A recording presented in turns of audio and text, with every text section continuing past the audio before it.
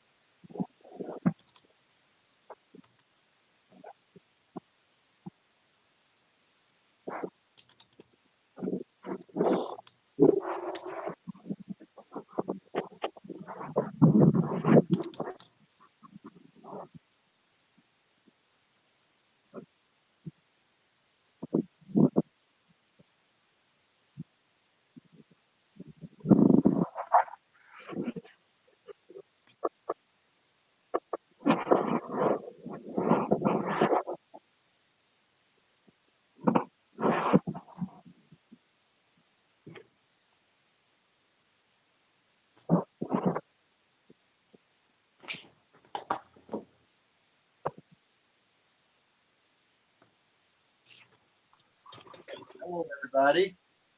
Hey there, Mike. Good to see you here.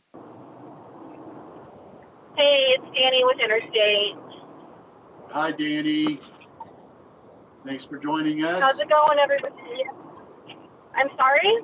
What'd you say? Thanks for joining us. Of course.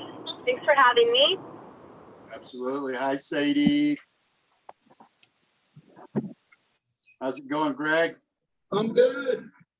Good. Dan or Ebert, are you on the line? Yes, I am. All right. Good to have you on, Dan. Thank you. We'll give everybody a couple more minutes to get on here. It's a little windy out there today, isn't it?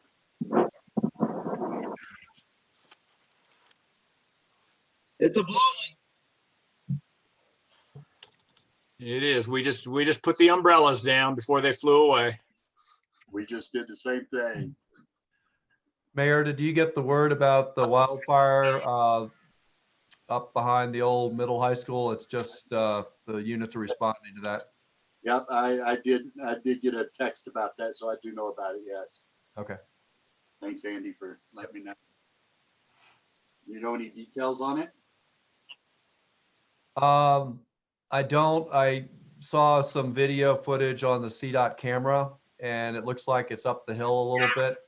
Probably going to be hard to get to, I imagine. Is that on your property up there, Mary Jane?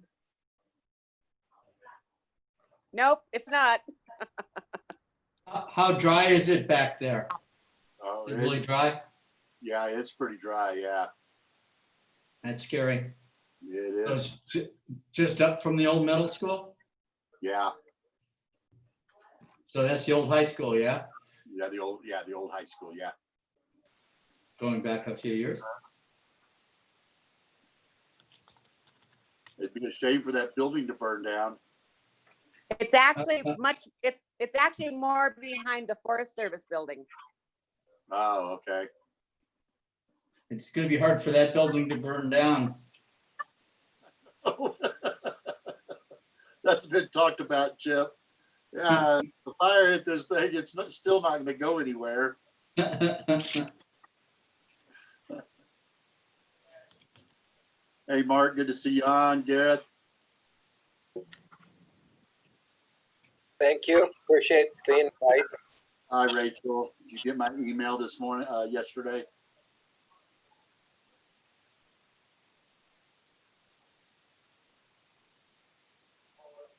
Hello? Did you get Hello?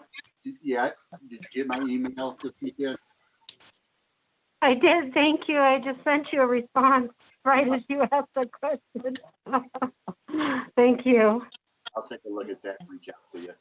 All right, we're going to go ahead and get going. So thanks everybody for being here.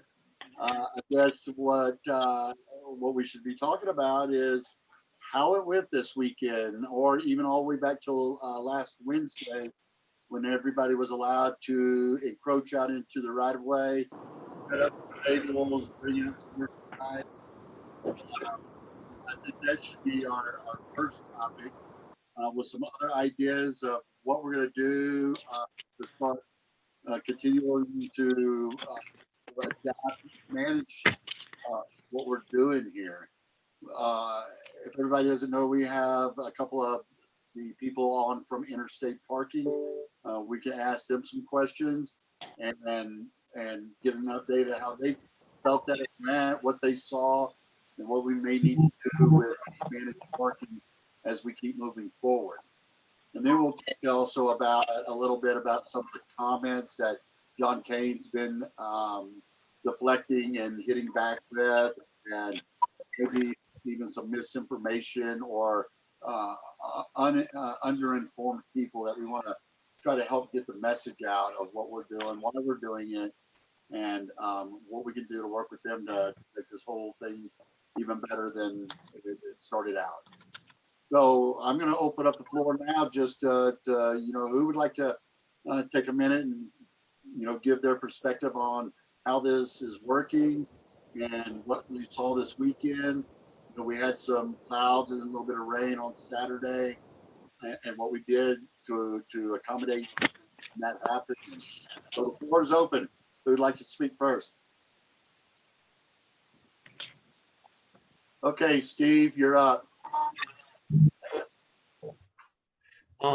So far, good reviews from everybody in-house and customers.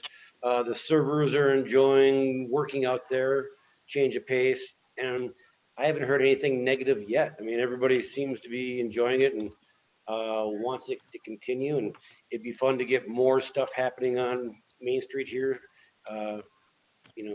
Entertainment or activities for the customers to enjoy as they scroll up and down the street. All right. Sadie, how did it go down? You're kind of down at the other end. What did you see? And what the kind of feedback you get from your patrons and other members of the community? Yeah, so from the retail perspective, sorry, it's a little loud. I'm in Mountain Prime right now. Um, from a retail perspective, it was the busiest retail weekend we've had in quite a long time. So it was really awesome to see the amount of people out and about, and every customer this weekend was very pleased to see the changes that we're making, as well as the opportunities for all businesses in town to participate in this new program. And we're very excited to continue to see more and more retail. Myself and the gallery are starting to put together our display, and we're continuing to really excited to see everyone else build what is turning into a very beautiful street. So again, really great feedback from the customers. No real negatives that we heard so far. Just again, the busiest retail weekend we've had in a very long time. Thanks, Katie, for the update. And I'm just going to step in and throw out a couple of, we all know that the barricades aren't the most attractive thing for, our downtown. It does kind of look like a construction zone, maybe. And, they're part of it is we have to have some safety measures in. And the ones at 14th and the ones at 17th, I think that we could come up with an idea of how to make that more attractive, and that will satisfy the chief in being able for people to see that. Last thing we want is a car not to realize that road's blocked off and come barreling through our downtown. So, that was the most complaints I've heard. Maybe the signage for the businesses in mid-block that people don't know. In the corners, it's a lot easier to see what's going on. But we've got businesses in mid-block that may not be able to sign or to advertise their business in a proper way. So let's just put that on, let's put that on the table here. We'll talk about that in a minute. I'm going to go to the middle of the row. Hey, Greg, you want to give us an update of what you saw and how your business went this weekend?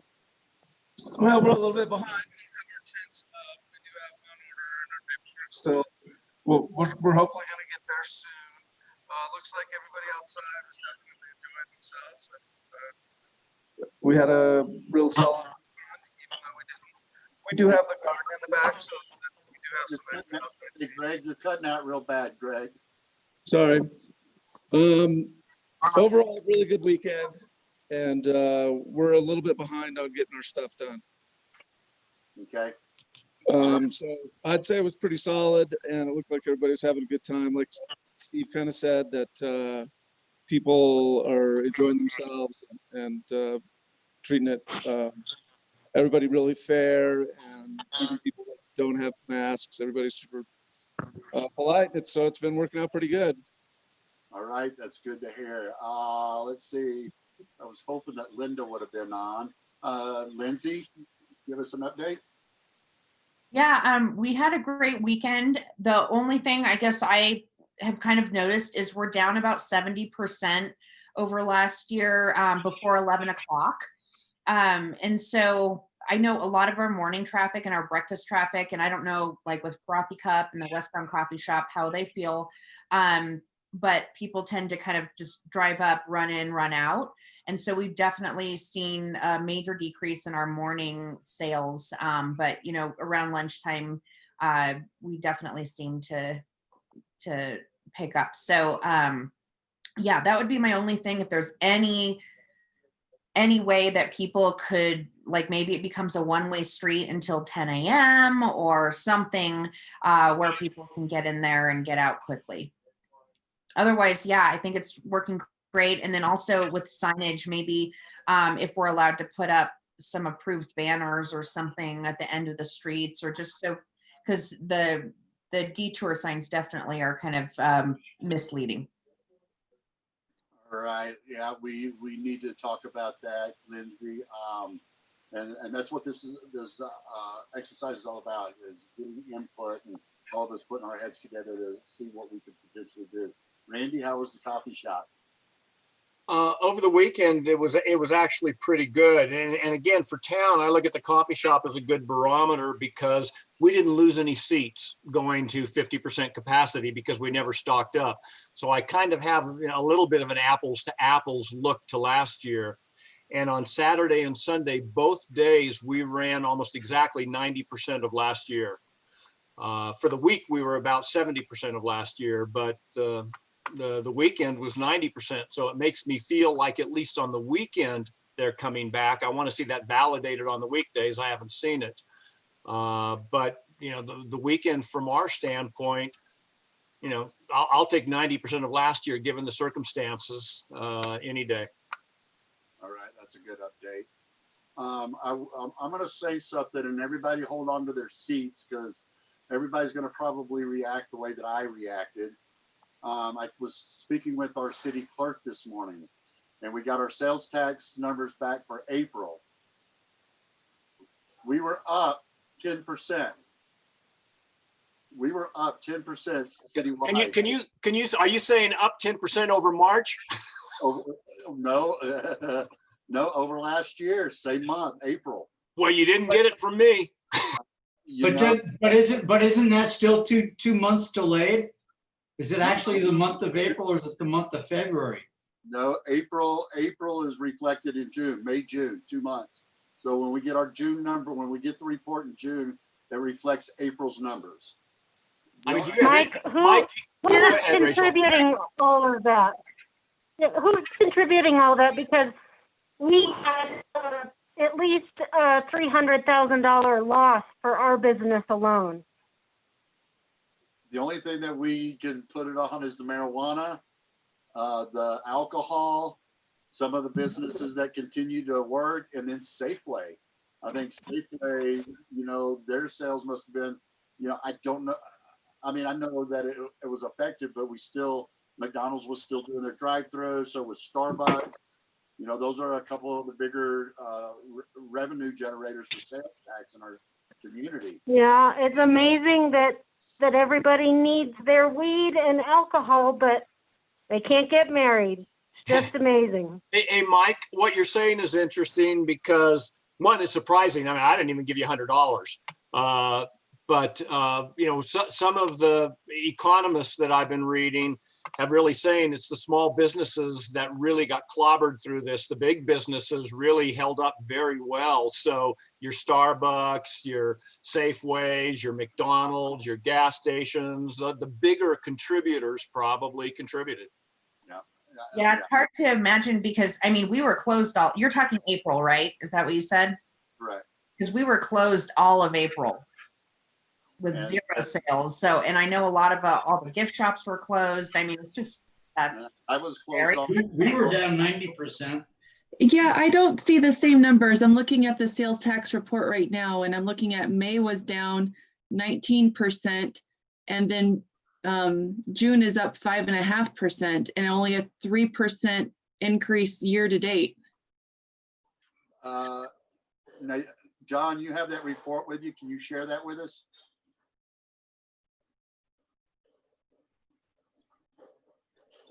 I don't have the report, but I can get it from Diane. Here, I got you right here. I need to, this is what I have not seen the report. This is what our city clerk, the one that pulls all this information up for us. And, okay, there it is. Let me get my glasses on.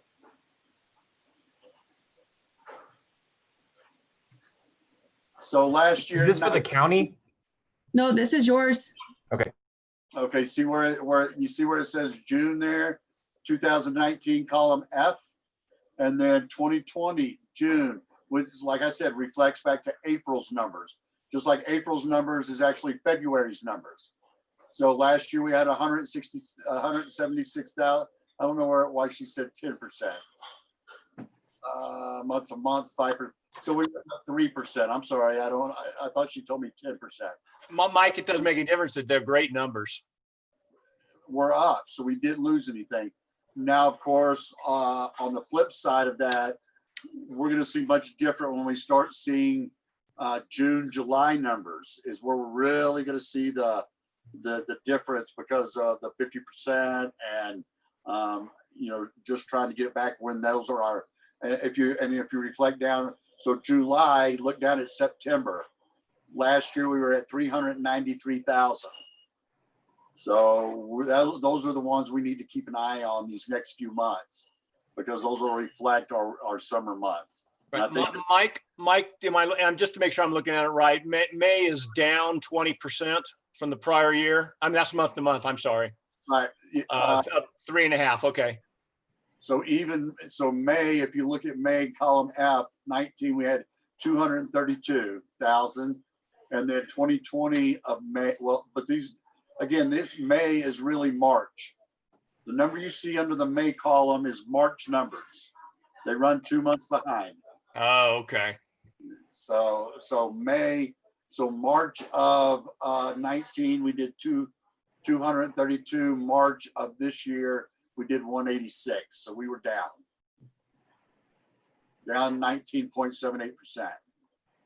So this June reporting actually reflects April right there. And then, so 178 right here. And we were up a little bit. And that really surprised me. Thanks, John, for sharing that with us.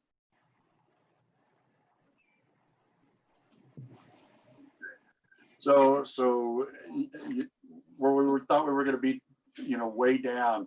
Like I said, I think we're going to see those numbers in a couple of months after the summer business, and we reflect those numbers on the summer business. So now let's go to the parking, interstate parking, and kind of get some feedback, what they saw this weekend, what we could do better to move forward with, and kind of hear about the turnover and things like that. Danny or Jessica or Gareth?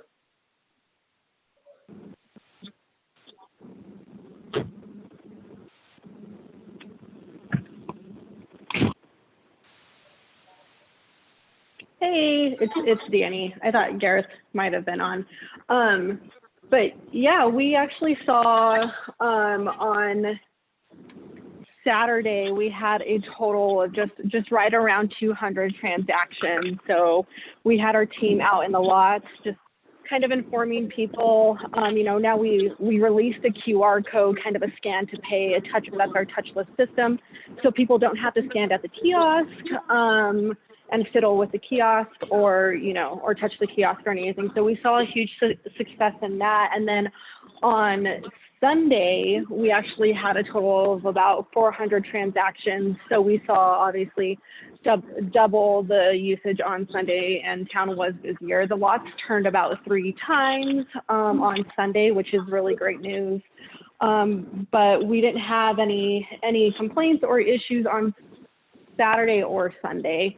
So really good feedback from the QR codes.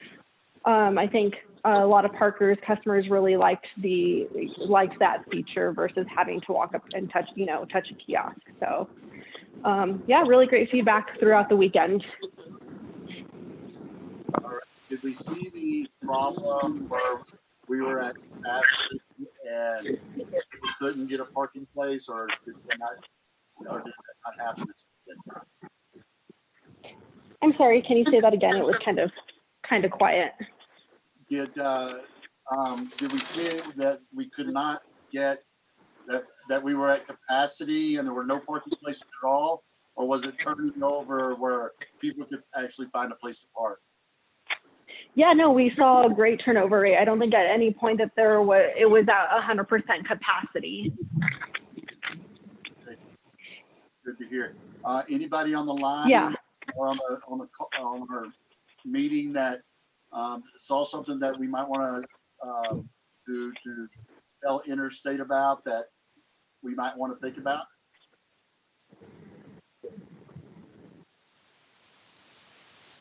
Right. Asta, you're a different business. What did you see this weekend, and how did you feel about how everything was going?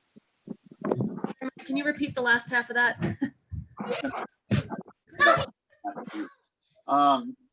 Tell us a little bit how your business went, what you saw from your side of the city, and what we might be thinking about moving forward. Our business was awesome. People love the extra outdoor space. And everybody's really compliant. And I think it's nice to see so many people commented about how happy they are to have places to go. And everybody was really respectful of the social distancing in our place and the alcohol policies and stuff. So, I mean, it went way better than I thought. I was really nervous. And it went, I'm really, really happy. Mason's really happy too. Both he and I have been working. None of our employees have come back yet. So we've just been working consistently just because we want to kind of get our policies in place and see what's going on. And it's been way better than I thought. So the one thing that I would say, maybe if possible, and I would volunteer to help the city, is if we could maybe power wash the mall, clean it up a little bit. I mean, we pick up all the cigarette butts and stuff, but there's like spilled oil and I don't know. So if there's a way that we could possibly do that, and then maybe weed, I can help too. Kind of by the Korean Memorial. There's just a ton of weeds in those rocks there. So like, I am happy to help volunteer, or if you just will allow me to do it, I would gladly do it. But those are the only two things that would make it look a little better.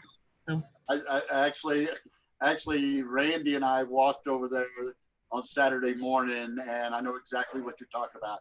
Any help that you want to do, Asta, feel free to do it. We're not going to tell you not to do it. That would be great.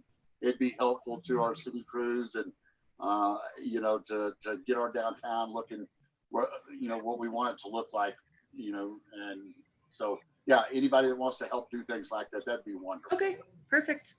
All right, we'll just probably do it then. Okay, thank you. Yeah, thank you guys. Let's see. Yeah, our sorry, Mayor, it's Danny. Our team is definitely willing to help out with things like that as well. So if anyone just wants to keep us in the loop, we would be more than happy to join. John Cain, you making a list of all these volunteers we got? I sure am. I will contact you guys and maybe we could set something up and maybe even get some more volunteers to help us out. I will also help with this too. All right. I wanna hear a minute from Chip. You there, Chip? Chip, are you there? I'm here. I had to get unmuted. So we have seen that you haven't done anything out in the street. Is there a reason? Well, there's actually a couple of reasons. We're planning on getting it up, I think, Wednesday. We're actually having some staffing issues. So we didn't want to open up more than what we could as part of it. Okay, all right. If there's anything. Just putting everything all together and some staffing issues. We had a bunch of staff that didn't come back. We may be seeing some of that too. Okay, yeah, I was just kind of, not concerned, but interested in what your take on that, and that makes sense. If you don't have the staff to handle it, it doesn't make sense to open it up. So Yeah. Keep working on it, Chip. Hopefully we can get there. And They've hired some new people, I guess. So hopefully they're planning on opening, I think, Wednesday. Okay, that's great to hear. That's great to hear. So something that we did last week, I think we did it on Friday, so we didn't talk about this, is the playground, the area over by the playground at the elementary school. The city council will talk about that tonight and agree or disagree, which I don't think they'll disagree, to go ahead and sign the IGA with the school district. Carla, you can speak if I misspeak, or you can give us more of an update. But thank you, Carla, for kind of taking the CAD and laying it out and how that would work and how many places we can get in there and everything. You want to think, Carla?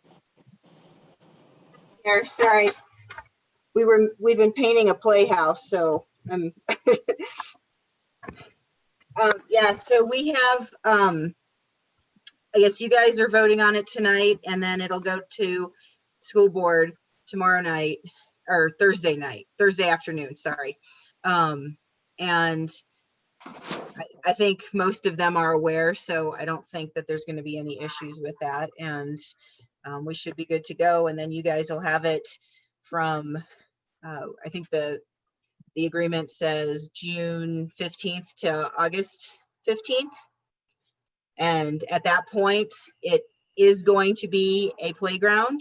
The entire thing will be a playground. So if anybody says or speaks differently about that, that is not true. It is temporarily parking for the city for the health crisis that we've gone through. And this isn't adjusting any of the playground schedule. We don't have a playground approved yet. And we are planning on demoing right after August 15th for the kids to have a playground in that whole area. So just want to make sure that message is loud and clear across the community.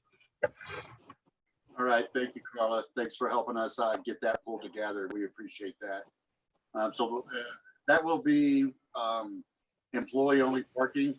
I think that we're going to look at some kind of hang tag system. So it'll be the parking group can identify people that aren't employees, because all employees are supposed to have their license plates registered. So that'll be a continuing conversation with the parking group and the city. So we don't have visitors, and we are putting a time limit from what do we say, John, 7 in the morning till midnight? Yes. 7 to midnight. Of course, if there's a car still over there, people are getting late out, but overnight, if there's cars left there overnight, there's a good chance to get towed.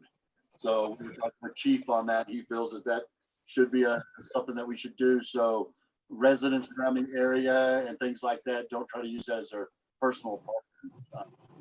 Hey, Mike, is there a place on the website that has a current and accurate listing of resident and employee parking areas in the downtown area?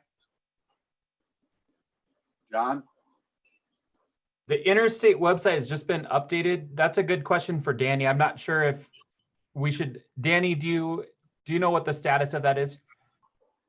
Yeah, so we're just working on, we've updated mainly the entire website to reflect all of the current changes, and we should have that updated map that reflects employee parking, hopefully by end of day, latest tomorrow.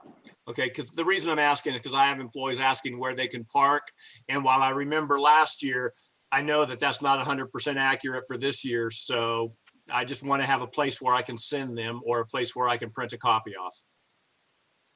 Absolutely, yeah, I can definitely, John, and I can update you. I would maybe just look tomorrow on the Park Idaho Springs website, and it should be updated, and that you can go and you can reference. And I can also send out a copy of the map to you, John, if you want to print it or send it out to whomever you think, and we can kind of go from there. I can send it to this group and anyone else who would like it. I will take care of that, and we'll get that done as soon as it's updated. Awesome. All right.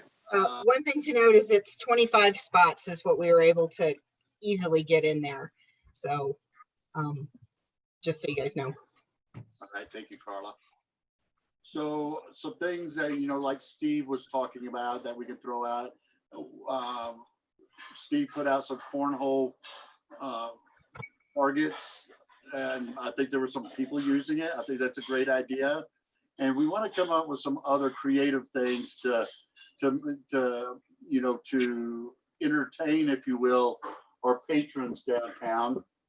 I actually, and I'm hoping everybody likes this idea, I received an email late last week about these cowboy gunfights that they do out in the middle of the street. They do this for free, tips alone, and then they have a charity that they donate those tips to. It would be on Saturdays between 12 and 4, and they do it all on the hour, or shortly after the hour, for the 4 hours, and it lasts about 10 to 15 minutes. Does anybody have any? Are those the guys from Central City? Central City, and they do down in Golden also. And they're really awesome gentlemen. Those 4 guys are some of the most, I mean, they're really excellent town ambassadors too, because they hang out, they talk to the guests, they're very engaging, they like to talk to people and create an experience. At least that's my experience from them in Central City has been they're like super great community engagement officers as well. They really get to know the businesses and get to know everyone. And then they talk about the whole town, and they can be great town ambassadors as well from my experience with them.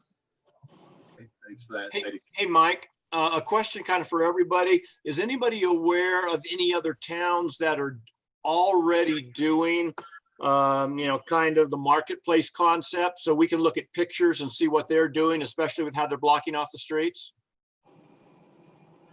Erie and Lafayette and Niwot are all doing it. They have some really great pictures on their Facebook page. I think what they're doing is business sponsored banners or artist sponsored banners as the street closures. So covering the construction signs with banners that are sponsored by either businesses or city artisans. Has Breck closed down their main street? Do we know? Breckenridge goes on Friday. Yep. So on Friday, maybe we can find a way to get a picture so we can see what they're doing in terms of their barricades and their design.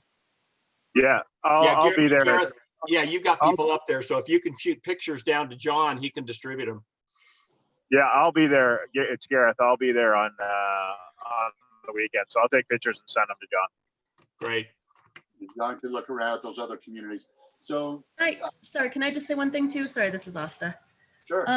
We had breakfast at Main Street today, and I brought some sidewalk chalk for my kids, and they loved drawing in the street. So I don't know if I love the idea of the gunfight reenactment, but I mean something as simple as that. And I'm talking from a family perspective, where they can run around and color on the street, or I don't know. I just think that's a cute. And I just ordered a whole bunch. They have Party City had little mini chalks that it was like $10 for 24 of them or something that I'm just going to give to my people that come in with families. So I don't know. So Cassandra had an interesting comment, if everybody's seen it, about cornhole and the sanitation of the bean bags and things like that. And are we doing something that we might not be able to keep up with between players or kids and eating? And any thoughts on that? Because that's kind of a good question. I think if people are worried about it, they shouldn't play. Well, I'm serious. On a waiver. Overly criticizing. My whole thought is if the health department's up here and they see that, I just don't want them shutting you guys down over something that's, I don't know. Could you put the cornhole bag in just a plastic bag? Give everybody their own plastic bag they can put it in. They make plastic sanitizable cornhole bags. And I was just like a aside, but I played pickleball this weekend in Arvada, and they have sanitation buckets for all the pickleball equipment as you're playing. And I think that if this is something that you guys wanted to do, we could find a way to create sanitized cornhole experience. We were just in the Oregon coast, and the same thing. They had the plastic cornhole tossers or whatever, and the same thing. They had little sanitation buckets available where you could either spray your cornhole, and after you were done playing, it was the customer's responsibility to sanitize the bags and return them to the area. So they had, I think they were spray bottles instead of buckets to sanitize the little plastic cornhole sacks. Okay, well, Can I make a comment on that? I believe that parks are allowed to be reopened, correct? So playground equipment is allowed by the health department? Is this Dan? So if playground equipment is allowable, then I would assume that cornhole would fall under the same basis, which would be that it's the customer's responsibility or the person using it. So I'm afraid that we're overthinking some things. Well, I'm wondering if it's something as simple as putting a note that like play at your own risk or something where you're not taking responsibility for providing the game. I mean, put a bottle of Lysol out, solves the problem. The other consideration here is that CARES Act funding that comes to the county is dependent on us following regulations here. And there's probably a couple different ways that we could do this, but I think we might need a little bit more information just to come up with the right answer. And I'd be happy to look into that for you and give you a little bit of data about what is possible for this kind of thing at your next meeting, if that would work. Yeah, Jonathan, I would greatly appreciate you set up parameters and rules, because we would love to do the cornhole thing next to when we get our tents up. Yeah, but I just want to confirm, I think that Cassandra's right. The health department probably wouldn't like it. Well, as long as we're Unless doing we it, had a process. sanitation between players, and we use something that's more, easily cleanable, then I'd feel okay about it. I will bring something back to you guys so that we have a definitive answer on this question. One thing I noticed, I was down there last Wednesday, and so that was the first day you guys were starting to open.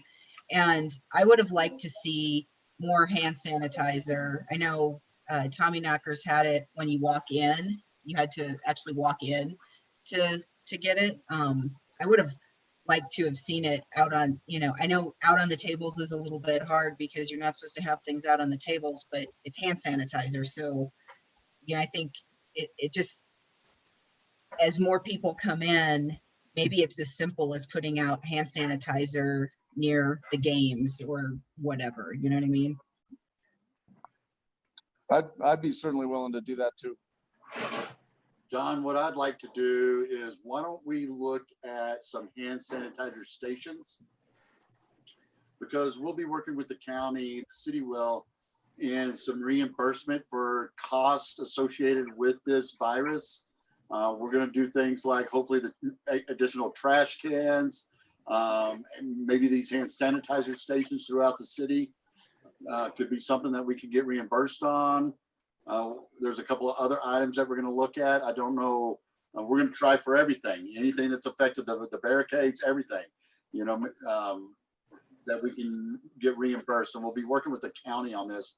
The money comes to the county from the feds, and then it's dispersed through the county. So for the road closure, what if you put just a 12-inch tall by, I don't know, 12-foot long banner across the top of the detour signs that just says, road open to pedestrian traffic only, or, pedestrian mall, please proceed to parking area, or, something that's welcoming on that top right above the detour sign where you can post it on the road barricades, but still see the caution tape. And you take it, John? The website Build Design, like 7-day turnarounds on stuff like that. They're pretty quick, super affordable. We have there's a couple of concerns from a PD perspective and legal perspective. Because of the traditional traffic on Minor Street, it's really important that those barricades are very clear and evident. And so Chief has had some concerns about placing things on the barricades. He's been working with some people to what we can do that will make them attractive as well as effective. Because the last thing we want is like a truck barreling down Minor Street. And so that's why those barricades are doubled on 14th and 17th. But I think we have some options anyway. We just need to remember that that's his concern. And that's what, from a public safety perspective, we need to make it very clear that there is a barricade there. or even on the lower part where the silver legs are at the bottom of those barricades, just a little banner dripping from the bottom of it saying, giving an excuse. Like if you're somebody rolling in from I-70, like what is this barricade for? And just a quick explanation of, open for pedestrian traffic only or something. I don't know. I think we have Chief is on I'm here. So I'll let him address that. Okay. So the thing is, yeah, there are requirements. There are actually U.S. Department of Transportation requirements for road closures. They don't necessarily apply to. This is kind of like a unique animal because it's not Kern Street. It's not a permanent asset as of yet. So we have to be very conscious of those parameters.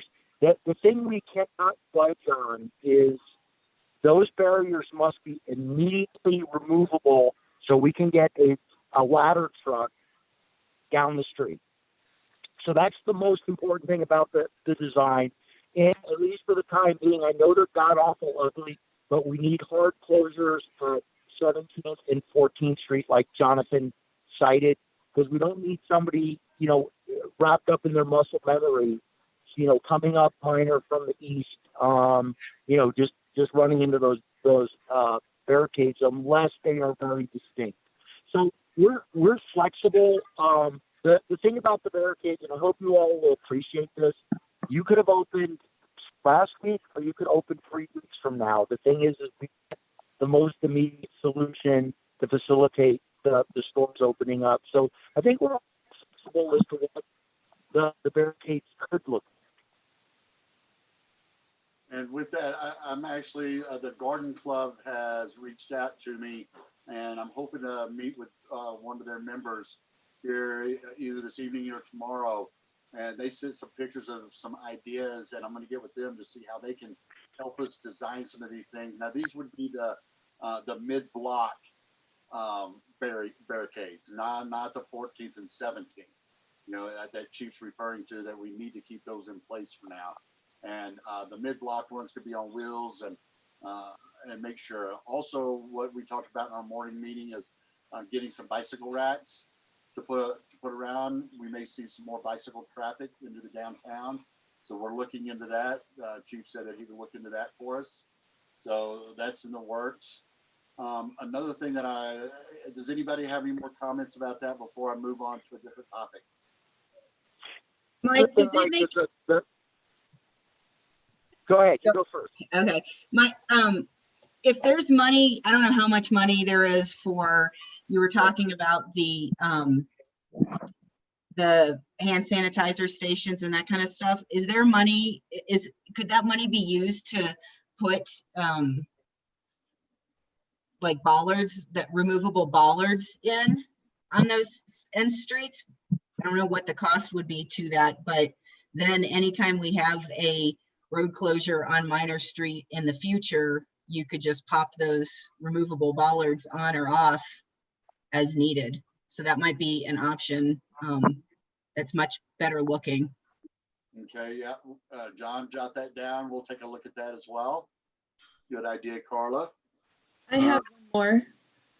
I'm wondering for the restaurants that are doing curbside pickup, if the area in front of the library could be turned into a curbside pickup zone where, the burritos from Two Brothers Deli or the cases of beer from Tommy Knockers or whatever else, if there could be some kind of designated curbside pickup spot. I don't know how we could do that. I know that the library district has already approached the city about them being able to do some curbside, and they were asking to be able to use that area out in front of and that 14th Street or that north. So I'm not quite sure how that would work out. I know that Tommy Knockers is creating and keeping a lot of their drive-through, if you will, or pickup. They're developing a lane on the west side of their building. Are y'all still moving forward with that, Steve? Are you making 14th two-way? No, we're going to leave it one way. Okay. Well, then it doesn't work very well for us to do the plan that we talked about last time. So we'll try to continue doing stuff on the corner, but we for sure, since we moved from to go out the front door to go on the corner, it's dropped in half, the volume of food. Because Chief, we had talked about changing that 14th and the two-way, and we didn't think that was a very good idea, wasn't it? So,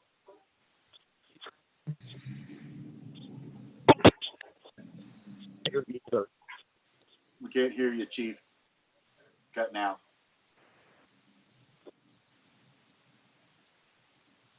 Okay, we'll have to talk about that some more, Steve. Okay. So something that has come up over the last week really is the city asking all of the restaurants to remove tables and chairs that are out on the sidewalk. What we have done is what we would like to do. I know that some people already had them out there. They've been out there for since I've been here. And then with this, people were starting to put them out there. We were saying this isn't going to work. What we want to do is allow the businesses to be able to put tables out on the sidewalk. There are going to be some requirements and some restrictions with this. And what this is going to do is this is going to allow the city to put into place something that it will be for a benefit for everybody. Nobody will get special treatment. Everybody will have the same opportunity. And we just want to get to a place that we should have gotten to even before my time to be able to make this happen. John is gonna, John and Diane are coming up with the requirements, but the most of it is you have to allow a 48-inch, 4-foot right of way, if you will, for ADA compliance. If you've got a table that will seat 4, if somebody slides their chair back, is it going to encroach into that 4-foot right of way? And we can't have that, and it's a law. We don't want anybody, including the city, to be in trouble for not having our community and our business owners comply. Most of the benches look like they can comply pretty easily. If you look at Randy's place, he's got most of his are 2-seaters, so you can put one on each side, but not one with the back facing the street. Also, what we're going to ask, which should have been asked for a long time ago, is we see a lot more sandwich boards for the advertising in the business. I think this is great. But again, these are being set up on city right of way. And all we're asking for, just like we're doing this temporary encroachment agreement, we're just asking you to turn one in and get approval through council for a permanent. Then you can leave those out there all the time. And this way, the playing field is the same for everybody. You know, and if people see and can accommodate that and help their business out by having a couple of extra tables out there, even when the winter time, when we pull this stuff in, there'll still be a couple of tables out in front of your establishment or a bench out there. And I think it'll be beneficial not only for the city to have everything in writing and secured that, you know, you did apply for one of these, it was okay for you to do this, and everybody has the same opportunity. Does anybody have any comments, or did I miss anything, Jonathan?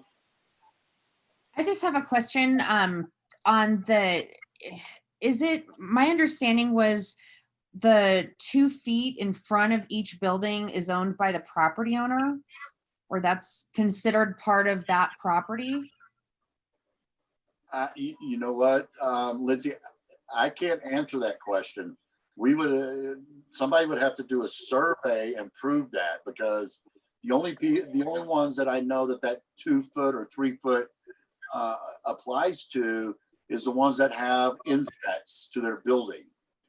So I can't answer that question from a surveying standpoint. I think the buildings in the historic district are all technically a foot into town.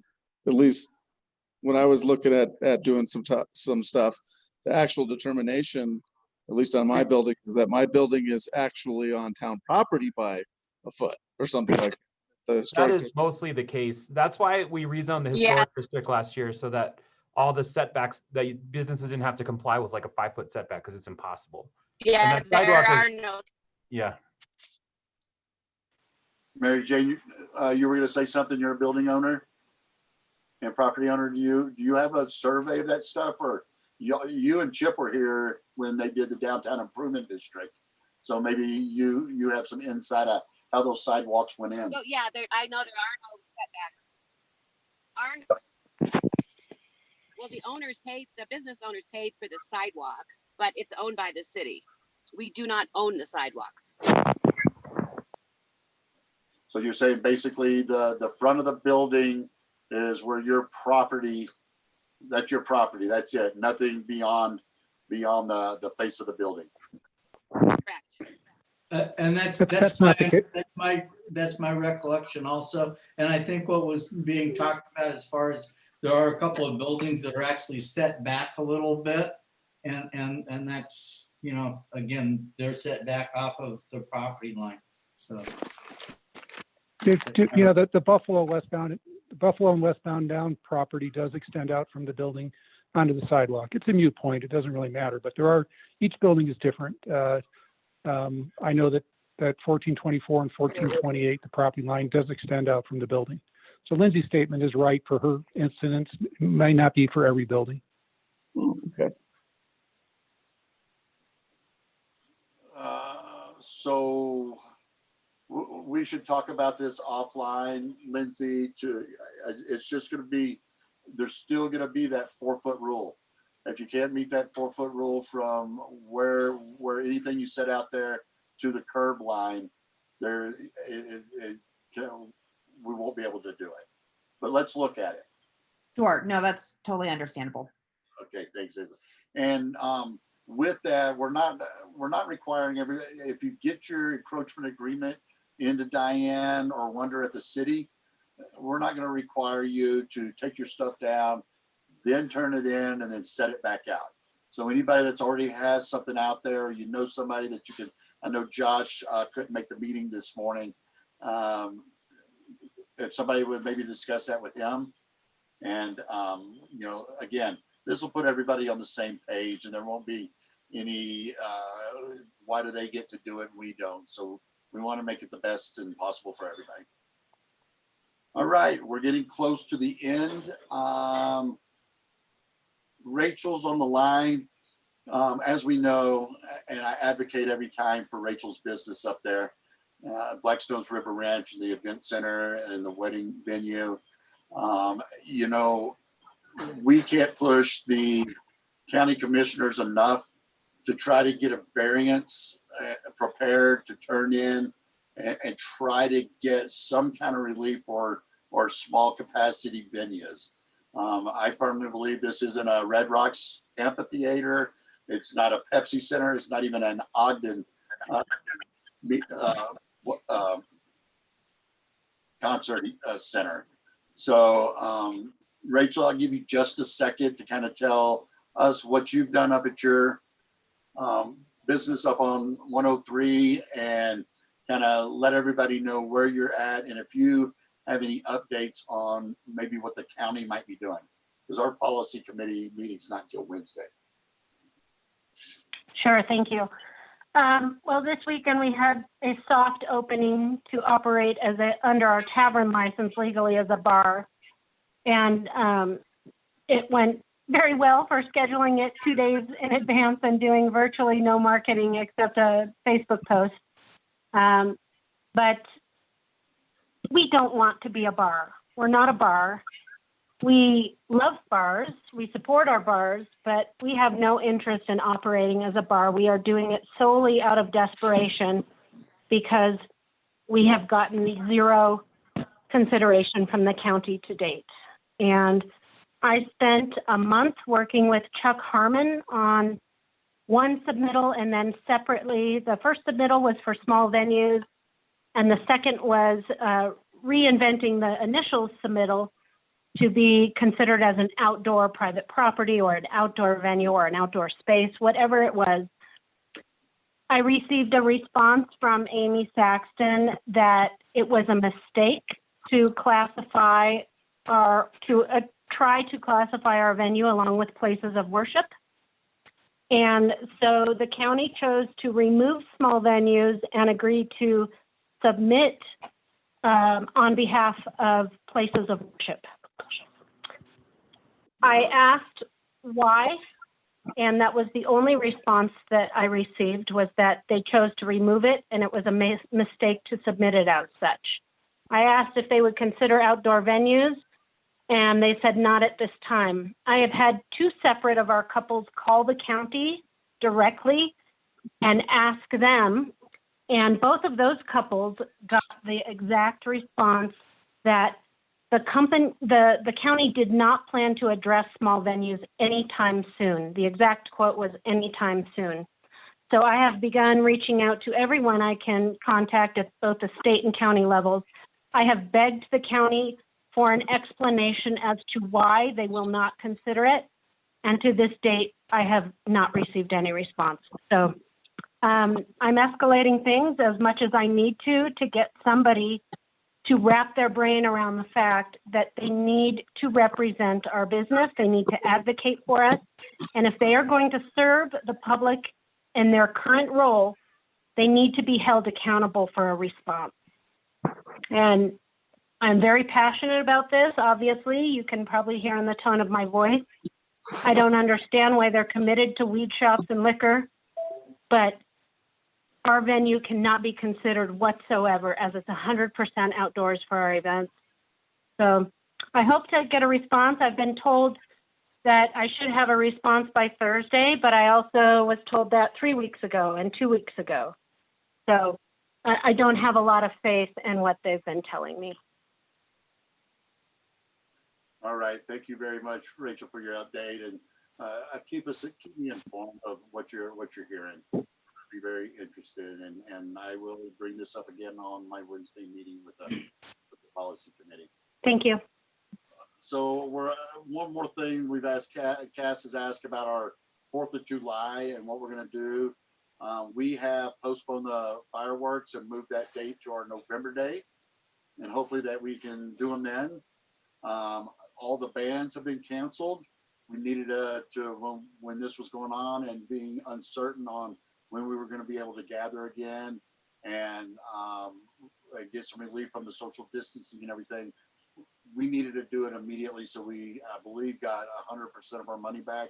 If not, it was pretty close. So that was good that the bands understood our situation, and we're not going to charge us something for doing this.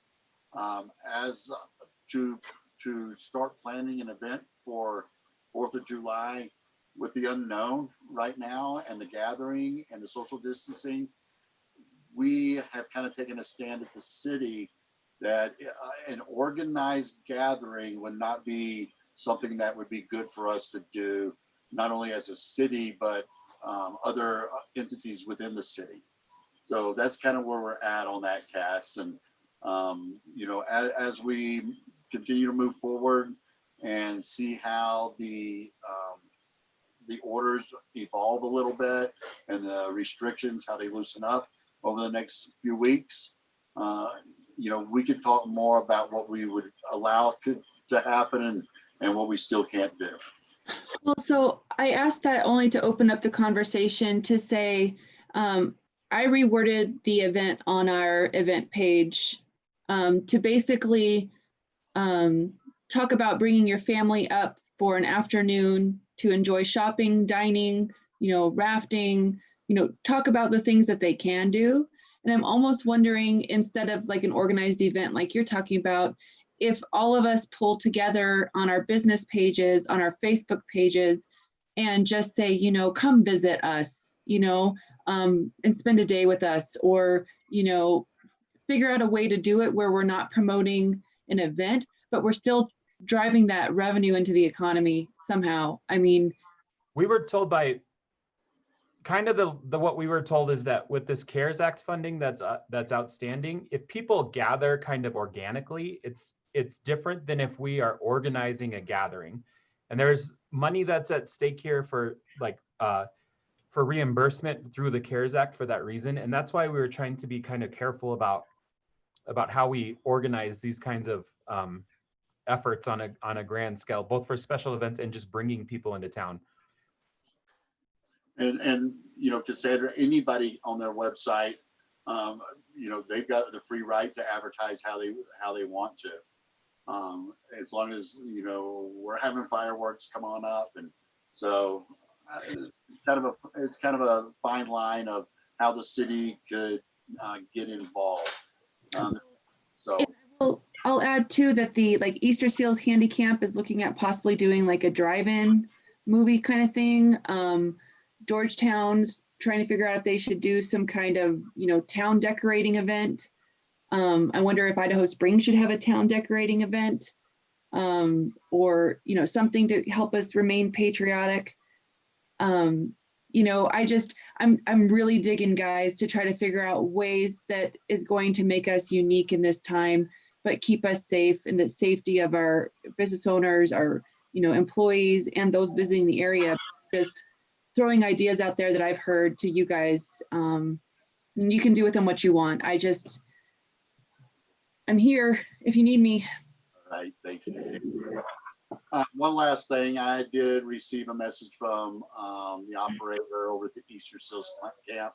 As you know, their camp is closed for the summertime. They rely on that to keep the Easter Seals going. I've been asked if they could set up a booth just to take donations and talk about their camp and things like that. I think it's a great idea. You know, they provide space for us for many events throughout the year over there. And I don't think anybody on this group, and I'll talk with it to council tonight about it, just to set up a little 10 by 10 tent in the park and hand out some flyers and things like that, and potentially take donations. So you might see them set up this weekend or as early as this weekend, if not the following weekend. Okay. Mr. Mayor, before you sign off, was kind of along the lines of the variances. I know her variance is far more critical, but I wonder if it might help if there's anything being done as far as trying to get a variance on the cap for 50 patrons for inside on a restaurant. I know there's several restaurants in the community that could probably benefit from a raise of that cap and still not meet their 50%. And maybe if there was something on that on a countywide basis, that might help with her variance also. Chip, I don't have that answer for you. That will be a question that I ask on Wednesday if they're preparing something to try to give us more capacity in all of our businesses. So that will be another. I'm writing it down right now, and that'll be one of the topics I talk about on Wednesday. Thank you. I mean, from my perspective, it doesn't hurt to have it ready and turn it in. What can they do? Deny it? You know, and I know that the county has to look at baby steps on how this virus may be, moving around, if you will. So I know that they have their responsibility, and I respect that because, you know, first things first is keeping our community safe, our patrons, our business owners, our residents, everybody.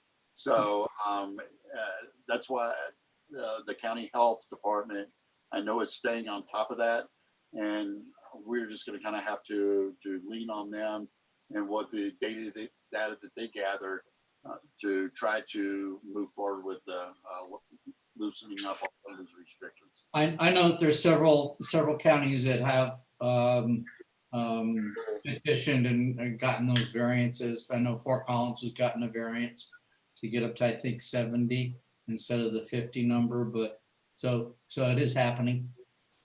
I would suggest to email all your county commissioners and ask them, because that's where it's gonna come from, is from the county down, preparing that.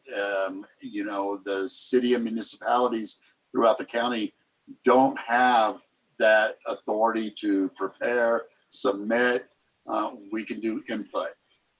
So our hands as mayors of the community and leaders of the community, we don't get to make those choices about who gets to turn one in and what they and individually we only have input of what's in the variance. So I would encourage everybody. I know that Rachel's been doing it hot and heavy. So these recommendations, if they start seeing this come from lots of business owners within the community, maybe that would spur them a little bit to start preparing something for us. All right, great conversation. I'm glad it went well. Everybody hang in there. We'll see you again on Thursday, right? Thursday? What is today? Monday or Thursday? And if you need anything, reach out to myself, Andy Marsh, or John Cain. Andy, I didn't even ask. You got anything else? No, the next meeting will be Thursday at 2:00, and John will send out a link as he has before and an agenda on the day of. Hey, Mike, Andy, before you sign off, have you heard anything recently on that wildland fire? Andy looked at the CDOT camera over there. I have not gotten any emails or any texts, so I'm not quite sure what's going on. I hate to try to reach out to Kelly Babian right now, especially he's probably out there managing that fire. Mike, it's Chris here. The fire is contained. Ah, great, Chris. Okay. Thank you. Thanks, Chief. All right. Oh, that's good. Okay. All right, everybody. Have a great rest of your day, and we'll see you on Thursday. Thank you. Have a good day. Goodbye, everybody. Thanks. Bye.